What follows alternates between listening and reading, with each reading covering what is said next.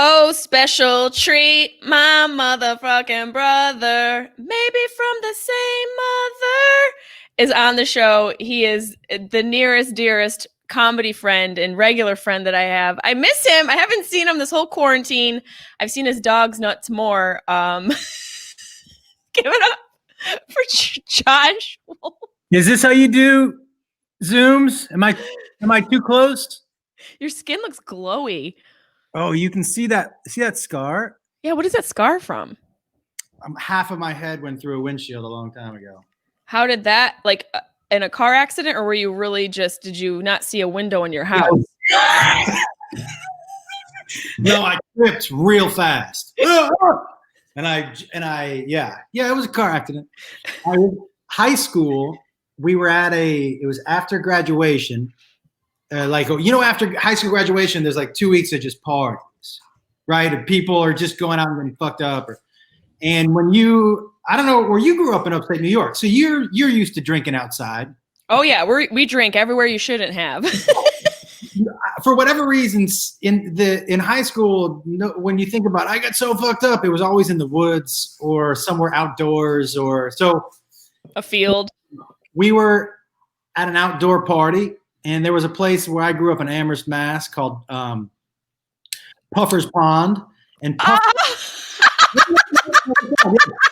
and so Puffer's Pond had a cliff that you could jump off of. I bet you it was like 20-something feet, 22, 23 feet. It was pretty cool. I love those. These two girls were like, "Hey, we're going skinny dipping to Puffer's Pond. Meet us there." And my friend and I were like, "Okay." So, because in high school, if you're like, hey, we are going to get naked in front of you and go swimming. There's no question. Yeah. So we thought it would be funny because I'm a bit of an asshole to get there first. And oh, no. So I tried to take a shortcut, and apparently that shortcut was through a tree. Oh, fuck. And no seatbelts and we hit in Massachusetts, it's 3 digits and then a dash and then 3 digits. Yep. I hit the exact center of the license plate. It looked like I did it on purpose.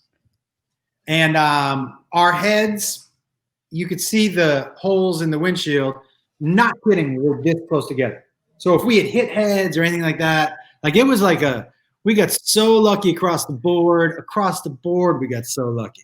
This, what's so crazy is Dean Del Rey was on yesterday, and he told me about this terrible motorcycle accident he had, and it makes me think of that page that I follow called Why Females Live Longer. You dudes are always crashing through shit. There is a level of stupidity that comes with testosterone. What was that? Did you pull an anal chip out of your drink? It's bricks. Oh my god! For some reason, the fuck is that? The green screen features on, and this is a leaf, and so it's picking up. Get me out! Holy shit! Yeah. Oh yeah. What leaf is that? Who knows? Some shit from the yard. Yeah, from the yard. Yeah. The fucking yard. I think there's a level of stupidity that comes along with testosterone that is just, look, there's it's like bravado. It's like the testosterone makes you do shit first. Yeah, there's no thinking. There's a certain level of there's a certain period of time where when it spikes, I mean, I hate to say out of control, but your brain is like, fuck reality, let's go. It's not. That's why young dudes. My favorite people online to look at on YouTube is white dudes between the ages of 18 and 25, because I know they're gonna do something stupid like shoot a firecracker out of their asshole. Jessimae, is the best day of the year to go on YouTube because it's filled with white guys sticking firecrackers in orifices. You can see video after video after video. some dude with his legs propped up, you know what I mean? And a fucking one of those sparkler things that shoot out of it, or those are, I'll sit there on July 5th with a cup of coffee, like, here we go. It's the best. You weird shit. I love it. My favorite thing is to send you now is products. Oh. Because you know Debbie Delarosa, she's been working with me, and she finds shit. And every time she sends me something, I'm like, you got to send this to Josh. Josh needs to see this Fupa fanny pack. I bought them. How am I not buying those? How could you think you were going to send me that link and I wasn't going to buy it? What skin tone? I bought 4. Oh my God, can we please go roller skating and wear those? Well, but you don't think I bought one for you? I mean, I'm not. Listen, you shared your gift, so I have to, share back. I can't wait for them to. You know what else I got in the mail? What? Oh man, I got to send you a picture of this. It's a sequin pillowcase, but it's a sequin pillowcase of Nick Cage's face. And you swipe it. It's so creepy. Beth, what does it swipe to? Does it swipe to somebody else? Just Nick Cage. Yeah, it's all Nick Cage. How creepy is that Nick Cage pillowcase? No, it's pretty creepy. Yeah. Nick Cage, has anyone been in more movies than Nicolas Cage? Michael Caine. Really? Kevin Bacon. Beth's going Kevin Bacon. Okay, so you guys think Kevin Bacon's been in more movies? We need to Google this. There's got to be. Ooh. Kevin Bacon's been in a lot for sure. He's older, I think, too. Yeah, he is much older. He's also a musician, so maybe he, has like a doppelganger or somebody who goes out, because that motherfucker's doing a lot. How can he do all those movies and play in the Bacon Brothers? And keep being in, when he comes on every talk show, people are like, do Footloose. I'm sure he's like, he's so tired of Footloose. The only person who's not tired of being asked to dance on every show is John Travolta. He's like, finally. That guy's, I'm not one to comment on people's looks, but his face is doing things to defy genetics, gravity, and aging. It's like getting wider and deeper. Yeah, it's an interesting, like, I don't know anyone's ever been to a plastic surgeon and been like, can you make my face wider? Yeah, What? I need more space between my eyes and my nose and my lips. Yeah. So Nick Cage has been in over 105 movies. Wow. And Kevin Bacon has been in about 62. Oh, wow. I think Nick Cage has done so many B movies that we probably just have never even heard of, right? He doesn't. There's no way Nick Cage even reads the script. There's no way. I did see an interview once where he said, I like to work, and if the paycheck is what I want, I'm doing that movie. He's fantastic. I will watch anything he's in just because it's always the same but different. It's like when you get stoned, you're like, I know what I'll expect, but maybe something new is going to happen. It's so crazy that you say that. I totally agree with you. And like sometimes in some movies, you're like, this is so great because it fits in perfect. And then in another movie, you're like, dude, tone it down. You're a therapist. Like, why are you? It's like anger level. Yeah, what is this choice you're making? You're yelling at your client. Like, what the fuck is happening? But I'm not going to lie to you. Like, oh, I guessed wrong. Damn it. I'm not going to lie to you. I watched, what's that, National Treasure 37 times. It's not bad. It's not bad. But then there's also Ghost Rider. Pretty fucking bad. The CGI in that, they really skimped on. I am so happy that you've seen that. Oh, I see, when I say everything, almost everything, especially if it's a scary movie, done, seen it 4 times. Oh, do you like horror movies? They're my favorite to watch. Which one, because Beth and I were trying to find just the right one the other night, because she doesn't like movies like The Conjuring or anything like that. And The Conjuring to me is a good horror movie, but it's scary. Because it could be real. Yes. That is what makes it scary to me. Movies like Saw and things like that, they don't scare me. I'm interested to see how they're going to decide to kill somebody. You know what I mean? Yeah. Like how creative they're going to get with the murder. Yeah, but not scary. No, it's not. It's more of like an action horror in the sense that it's interesting to watch. And you can take notes if you're a serial killer. Yeah, you're like, oh, I didn't know I could kill someone with Cheerios. All right, well, that's good to know. You know what I mean? But the things like, that's why I'm with Beth. Like movies about like exorcisms and things that could possibly happen.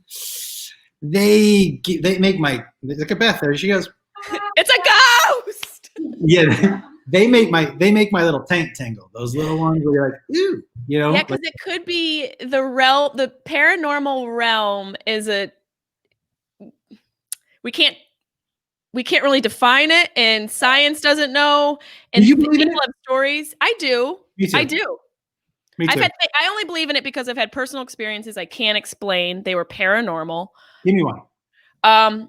I was, let's see. I was in Boston with my boyfriend I was living with at the time, and we had gone out to dinner or something, came back home, and our bedroom faced the street. Only had one window, and it was very narrow. The whole bedroom was probably about 14 feet wide, very, very narrow. You could just fit a queen-size bed, and there's about a foot on either side, give or take. So, and he also had these very thick curtains that he had them drawn, so the only light that came through at night was this little beam off of the street light that sort of hit the ceiling at an angle, and everything else was dark. So we went to go to sleep. I was wide awake, had not drank, wasn't really smoking weed at that time. And so I was stark sober. I couldn't fall asleep. So I'm on my back, I look over, and I see this like thing, it looked like an orb, but a form, like it had like shape to it. And it had like this, like a light. Yeah. Very, very, very faint. And then it was so apparent that it was something. Yeah. But not enough for me. And also just enough for me to go, that was nothing. I'm going to close my eyes, refresh my brain a little. Maybe I need to adjust to the light. And I turn to the side, and it's over here now. And I froze and got chills through my body. Yeah. Any poop come out? There's still some in there. It calcified and it stayed. It's the poop of the ghost. Ghost poop? Ghost poop actually sounds like the name of a strain of weed. If it's not ghost poop, how is that not weed? It should. That's a great high. That's a fun high. You're laughing. Oh, so good. Can I tell you, for me, Do you have one? I have some personal ones, but for me, the biggest one includes Jacob. You know, when Jacob was like, I don't know, man, 3.5, 4.5, somewhere in that age. He'd lay in bed and talk about his Uncle Houdini. I'm like, dude, we don't have a Uncle Houdini. And he would talk about it in his bed, Uncle Houdini, Uncle Houdini. And so we were driving over Laurel Canyon, and every time we would drive by this one spot, he would say, I miss Uncle Houdini. Oh, God, that gave me chills. Do you know what's on Laurel Canyon that we passed every day when he would say it? Houdini's place? Houdini's house. He was 4. Beth said he was 4. He used to talk about his Uncle Houdini and how he missed him, and he would talk to his Uncle Houdini. And when he was in his room, I'm like, dude, this kid is out of his fucking mind. We don't have an Uncle Houdini, you know? Because I wasn't even putting together what Houdini meant. Like, right. But when we kept passing the house, and I was like, we keep passing, and every time he would say it, we would pass by Houdini's, you know where that is on Laurel Canyon, right? Mm-hmm. We passed by Houdini's old house, and I was like, and then we found out later that Houdini's best friend growing up was named Jacob. Really trippy. So when that happened, man, because there's no reason a 4-year-old would know who Houdini is. I'm not a Houdini freak. I don't have like his magic box in my backyard. Yeah, you're not like a magician fan. It's not. You're not doing tricks for your son. Not my thing. I Yeah. have a question. Yeah. Who has a more smoker's laugh, you or me? I don't know. It's really hard to say. Do you know my horn that comes out once? You know my. I have a question for you that I've never asked you, and I thought of it right now when you said you weren't smoking. At what age did you start smoking, and what made you like? And are you still a drinker at all? I don't drink at all anymore. The drinking thing is funny because I had a little sake to myself last night because I was feeling fancy and it was on sale at Trader Joe's. And Wow. who the fuck drinks sake at home? By the way, let me ask you another question. What was Trader Joe's like? You know what we should put on sale this weekend? Sake. You know what they're really going to like this weekend? Sake, mid-June. Methers. The girl from The Ring keeps going up and down your stairs. Hold on one second. Let me get that into this conversation. Keep Oh going. yeah, that's much better. wait, I have it. Hold on. I'm gonna join. Oh, yeah. Oh my God, because they're green. It looks like Kit Kat. It looks like brick. That is amazing. That's so funny. I today literally had a thought that I don't really like alcohol. Like I don't drink to get drunk. I like a couple zoots at night, like a glass or two of wine or a couple glasses of sake. And it does something to my chemistry now, my body chemistry that weed just doesn't do. Yeah. I never have a morning after smoking all day where I'm like, oh God, I can feel that I smoked all day. Never. Yeah. It's usually the opposite. I physically feel bad. Yes. I'm achy. I physically feel bad when I wake up the next morning after drinking. So I just don't do it anymore. I do take mushrooms because I feel good when I wake up the next morning after that. Yes. Clear. Yeah. And the weed too. But and I can tell you right now, every bad decision I think I've ever made in my life has had something to do with booze. Yes, that's such a good point. Like you have to look at what the vice does to your chemistry and your mental health. Yeah, anytime I've ever been aggressive in a bar or just been an asshole. Or eat shitty. Yeah, or been destructive, torn down signs, all that shit that it just is not a good, for me, is not a good mix. Me neither. Tell me why you started smoking. The first time I ever got high was in the football field of my high school. We all were just smoking on the hill. We called it the hill. And then these helicopters came out of nowhere with cops in them in beams of light. And so we all dispersed and ran. Or were you just really high? I'm 99% sure they were there. Okay, good. Just making sure. Just want to touch base on that. 99% sure. Other people have confirmed it, but we also were all smoking the same weed. So was it ghost poop? Because I hear that shit. It was ghost poop. All right. We all jumped over the fence. I lost a shoe. I kept going. We were like running down the street laughing. It was the greatest time. Yeah. By the way, now when I see one single shoe on the street, I'll be like, that's why. Got it. I've always wondered why there's one single shoe, but that makes total sense. Is that why people toss shoes up on the... No, for a long time, that used to signify that's where they sold drugs. Oh. So they would toss it up and you would know you could buy drugs in that neighborhood. Would you just stand there and like a crow would caw? I have to tell you, this was I always just had a drug dealer named Trevor, you know. Yeah, you know what I mean? Some dude who was in the back of his mom's house. So I don't know, but I do know that is, from what I understand, that was a signal. I wanted to get Indiana Jones over here so you could take over his nuts, but he's Is he resting peacefully? He's asleep in his kennel.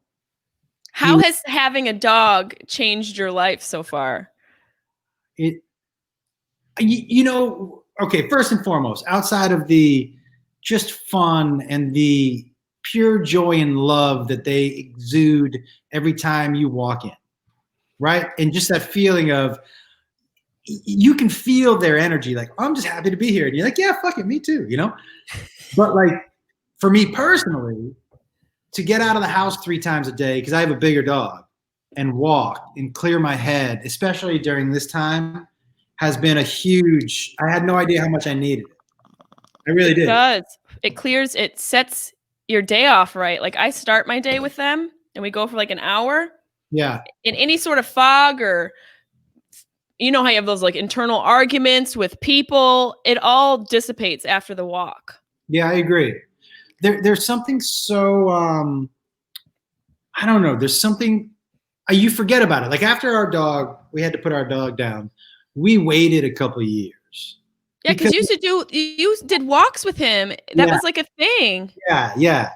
But I'll tell you, man, like, there's something to be said for having more than one dog. Because when you have one dog and that dog passes, you're like, I'm not going back in. Because, listen, Jessimae, it's a brutal contract to get into. It is, because there's such a ticking time clock. For sure, this animal, who you now think of as part of your family, you're going to watch it get old and pass. And it's just like, it's gnarly, heart-wrenching. And so when you only have one, for me, I've had 2 dogs, but it's taken me years to go back. And I think when you have multiple puppies, like, I think maybe,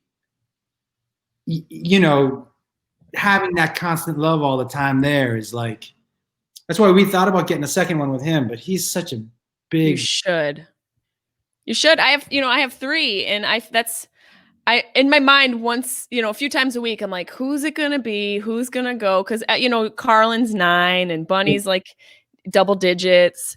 So it is much easier to sort of have a bunch, and then you can ride out the grief wave a little bit with them. Yeah, you ride out the grief wave, and then you can also, a year or so, maybe grab a dog, but it's so brutal. I want to show you. I want you to hear him snoring. Hold on. Oh, I love dog snores. Oh, he woke up. Oh, do you see him?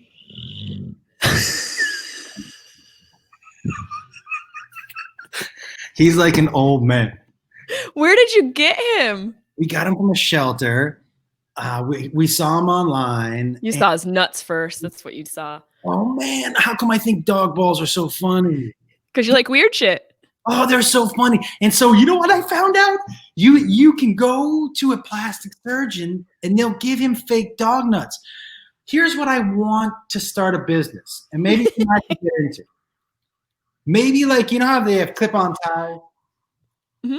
Can we get a clip-on nut so we can give them different style nuts? You can like open a cabinet. There's like a lot of different nuts. What nuts do you want to wear today, buddy? Do you know what I mean? Instead of truck nuts, it's dog nuts. Yeah, dog nuts, and we can clip them on. I don't know what we would clip them on to. Maybe we could stick like a little holster. Like how they have diapers for female dogs that go through menstruation. Yeah. It's like a nut pack. You could put your keys in the Josh and Jessimae's nut pack. I think we've had that for years. That's what we should call our tour. That's like the type of a tour title that new comics use. The Nut Pack. I think the photos, everyone's like,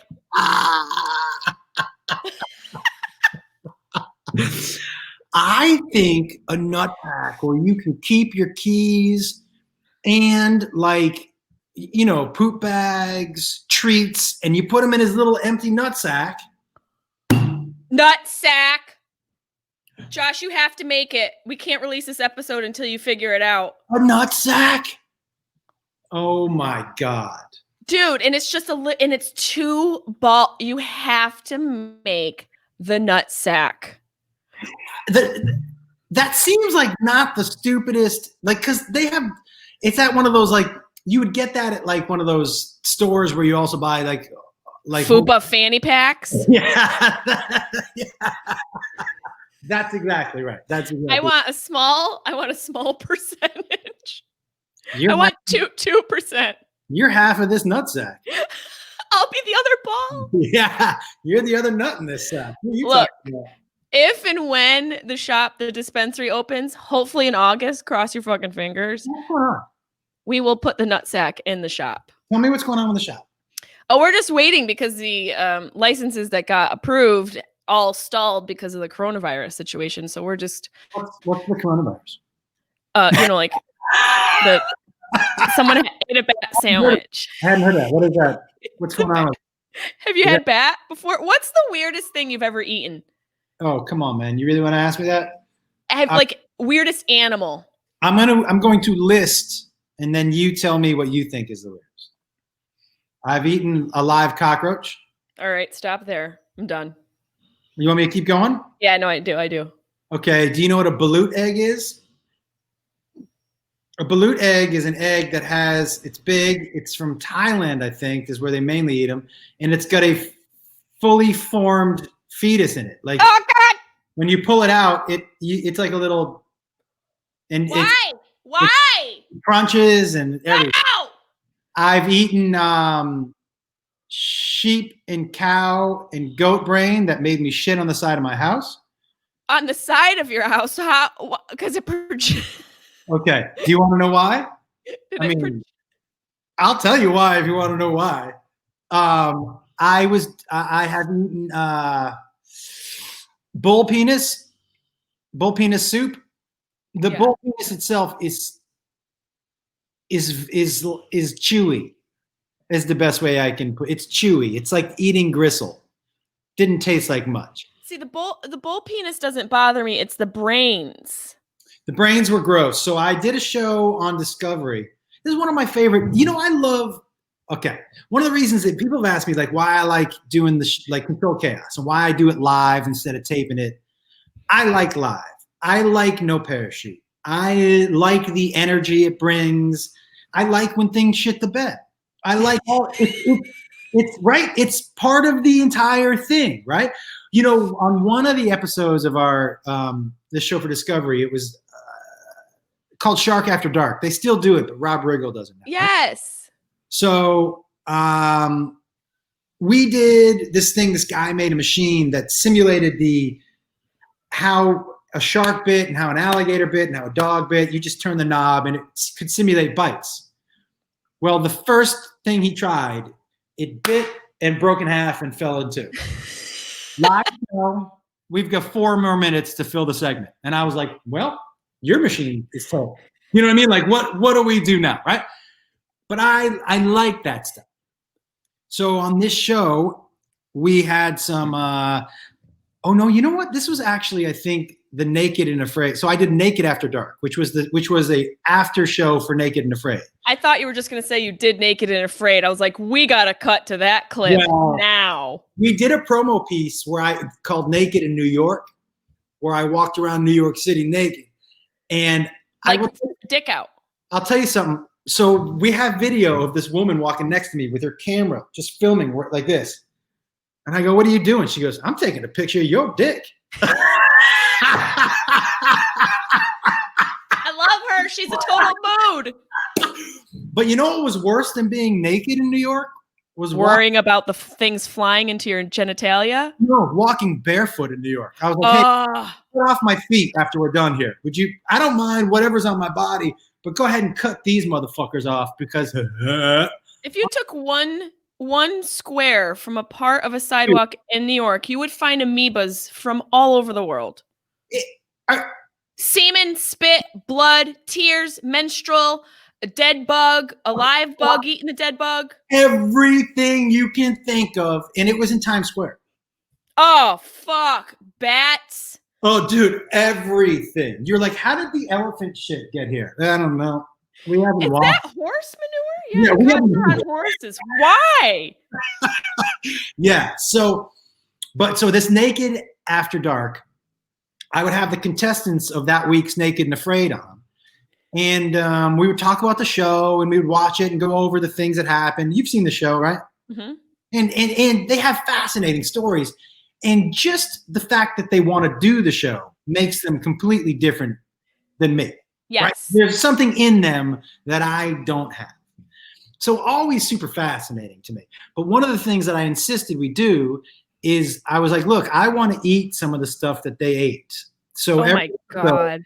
let's line some things up and we'll see what the deal is. That's why I ate the live cockroach too. But one show, they had eaten brains.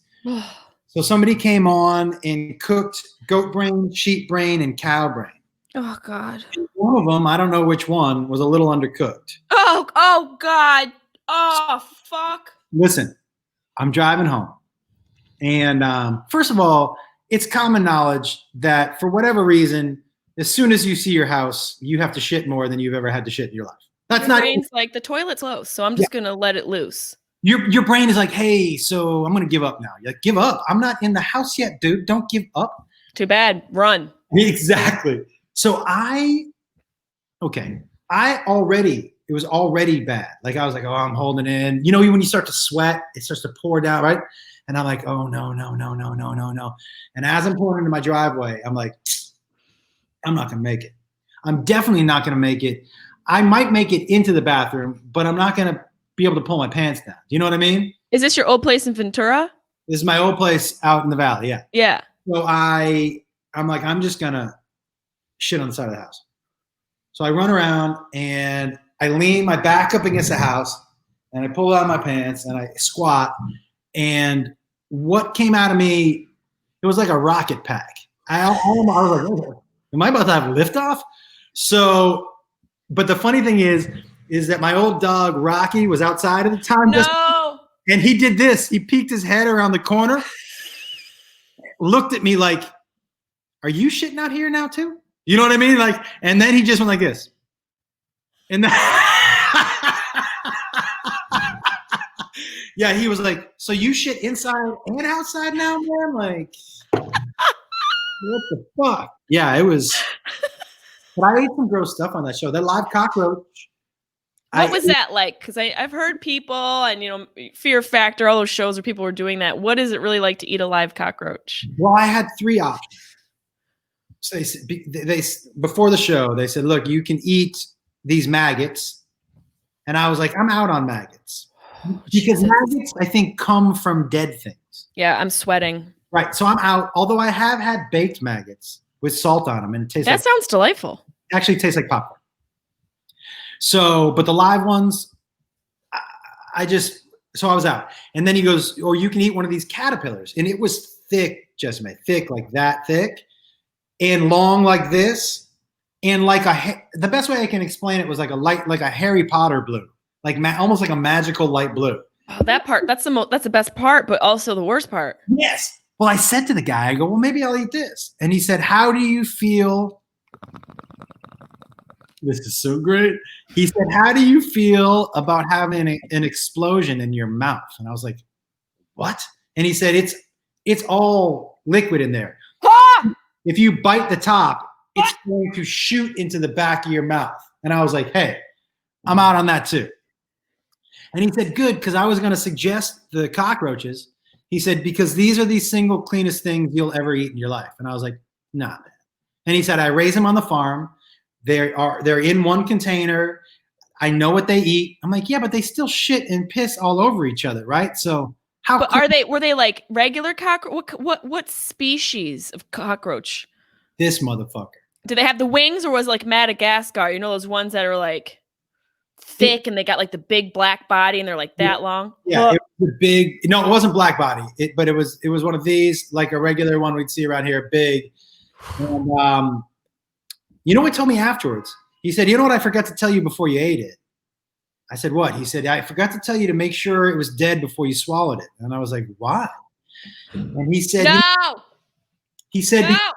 You can cut, when you cut cockroaches in half, they still live. And he was like, the top half can hold on to the sides and make it really difficult for you to breathe. And I was like, dude, that's a heads up. But I did it. You know who came on and did it with me? Do you know a woman named Michelle Beadle? She was on ESPN forever, and she was Beetle? I mean, that's a stupid last name for this. Are you fucking kidding me? I thought you were going to say Gary Busey. Yeah, no, yeah. It was actually Kevin Cockroach. He came on.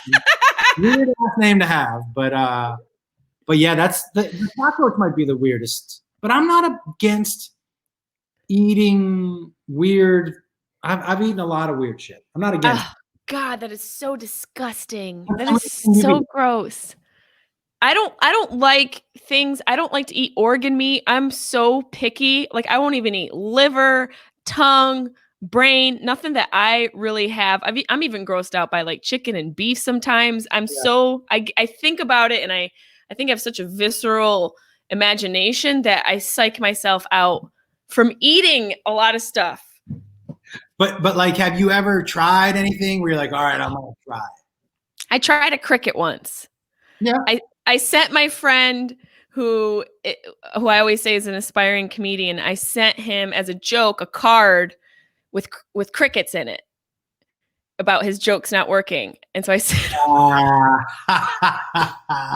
good one. I love that. Salt and vinegar crickets. So he made me eat some, which I thought was fair. They weren't that bad, but you know what? If I'm hungry, I'll eat a fucking brain if I have to survive. But that's the thing. Like for that show, that was their point. Like, what are you going to eat? You're going to eat whatever it takes. Did you clean the shit off the side of your house, or did it just kind of stay there? And did any flowers grow from it? You know, I got to tell you, I'm sure somebody did, but Josh. It wasn't me. Okay, Sean Paul. Yeah, it wasn't me. Somebody probably did, but I don't know who. I know you have to go because it's your parents. How long have they been married? 60. That's just like, that is such a admirable and crazy total relationship goal right there. 60 years. Yeah, it's pretty bananas. It's pretty bananas. And you're going to do a Zoom call with your family and celebrate? Me and my 3 brothers and my parents. That's nice. Yeah, you know, I feel very lucky. You know, they're both in their 80s and both have their faculties and I know that's amazing. Yeah, I mean, I know. I feel so lucky. I feel so lucky that I don't. That doesn't not make an impression on me when I know a lot of people who have at very young age lost a parent or both parents, and so I feel like every day is just like, fuck yeah, this is another day that I get to experience them. Yeah, and your kids as well. Like that's such a huge connection to your past, and to be able to have that relationship is so unusual, I feel. My mom told me a story the other day. It just goes to show you, like, your parents lived many lives before you, right? So we were talking about the protests that have been going on, and I can't believe I just remember this. And she said, we in the 50s now, when she was in college. My God. We marched for equal rights in Boston in front of, there was a store called Woolworths. Yep. And she said, I was like, you marched in the 50s? Who was marching in the 50s? And she was like, nobody really. But Woolworths wouldn't let black people sit at the counter and have soda or whatever. And my mom and her friends, they went to a place called Brandeis, marched. There was a guy who she went to school with named Abbie Hoffman. If you don't know who that is, he was he was a really famous progressive radical thinker in the 50s and 60s. And she told me another story and he was big into drugs and shit, and my mom was not. But she said, one night I was studying for a final and I was having trouble focusing, and Abbie gave me a pill. And I was like, what was that pill? She was like, I don't know. I go, how'd you do in the test? She goes, really well. I stayed up all night.